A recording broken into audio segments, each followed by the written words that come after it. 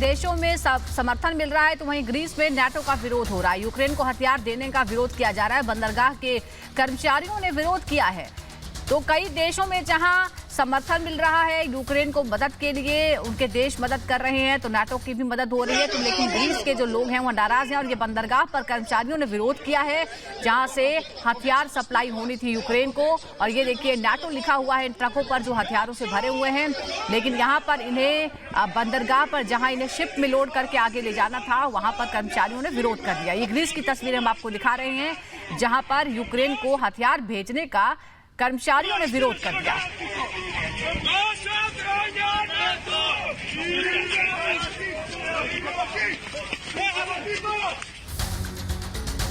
और इन सब के बीच इस युद्ध की एक वजह जो मानी जा रही है वो थी यूक्रेन की नाटो से बढ़ती नजदीकियां। रूस नहीं चाहता था कि नाटो यूक्रेन को अपना सदस्य बनाए। अब तक जंग जारी है तो नाटो ने अपनी सीमाओं की सुरक्षा और मजबूत करने का फैसला किया है। नाटो के सैनिक लगातार अपनी मौजूदगी बढ़ा रहे हैं।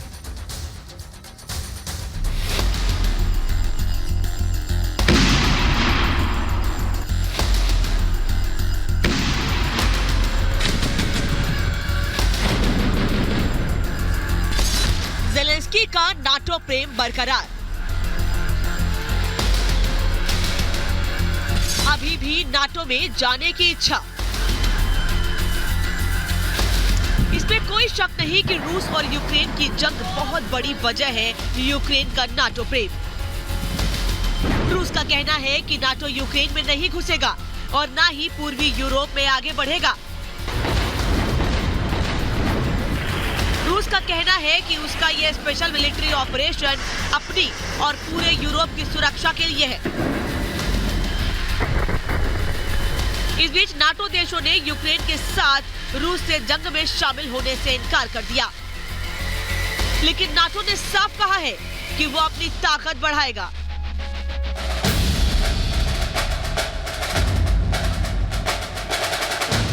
वहीं ज़ेलेंस्की का नाटो प्रेम अभी भी बरकरार है। वो कई बार कह चुके हैं कि यूक्रेन अब नाटो में शामिल नहीं होगा, लेकिन एक बार फिर उनका दर्द छलका है। ज़ेलेंस्की ने कहा है कि अगर यूक्रेन नाटो में होता तो ये युद्ध नहीं होता। यूक्रेन और नाटो की बढ़ती दोस्ती से परेशान था रूस। रूस का कहना है कि अगर यूक्रेन नाटो का सदस्य बना तो मॉस्को नाटो की मिसाइल रेंज में आ जाएगा। रूस पर कभी भी हमला हो सकता है, इसलिए यूक्रेन नाटो में न मिले और यूक्रेन का असैनिकीकरण बहुत जरूरी है। और 24 फरवरी से ये जंग शुरू हो गई।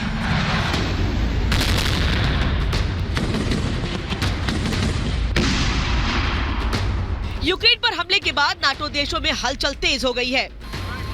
अमेरिका से करीब 10,000 सैनिक नाटो देशों में तैनात होने के लिए पहुंच गए।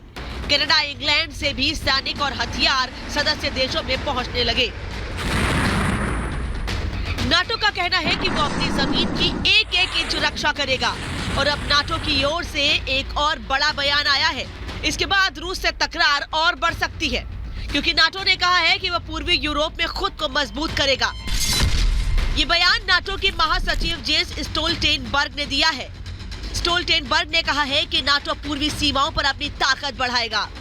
स्टोल्टेनबर्ग ने कहा है कि पूर्वी सीमा पर अभी सेना की मौजूदगी बहुत कम है। नाटो के इस कदम को रूस अपनी घेराबंदी के तौर पर देख सकता है, क्योंकि यूरोप की पूर्वी सीमा पर नाटो की बढ़ती मौजूदगी वो बर्दाश्त नहीं करेगा।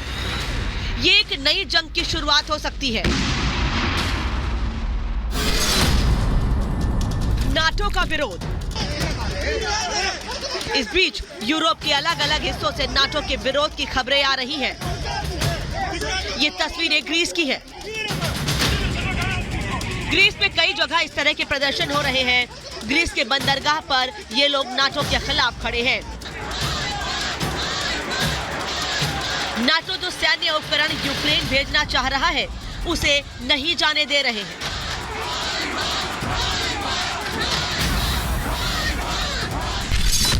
क्या रूस को भड़का रहा है NATO?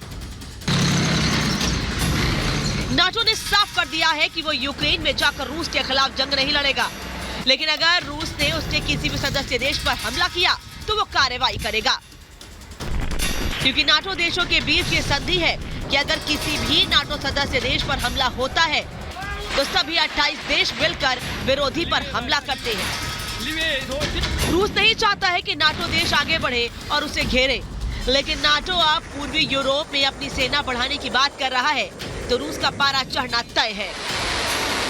Bureau report, Republic Bharat. तो जंग को 47 दिन पूरे हो चुके हैं और अब ऐसा लगता है कि रणनीति रूस की दरअसल यूक्रेन को 2 हिस्सों में बांटने की है और वो होगा पूर्वी और पश्चिमी हिस्सा। और अब पिछले कुछ दिनों में हम लगातार देख रहे हैं कि रूस का पूरा फोकस पूर्वी और दक्षिण पूर्वी इलाकों पर है। ये खबर भी सामने आई है कि डोनबास में रूस का एक बड़ा काफिला देखा गया है।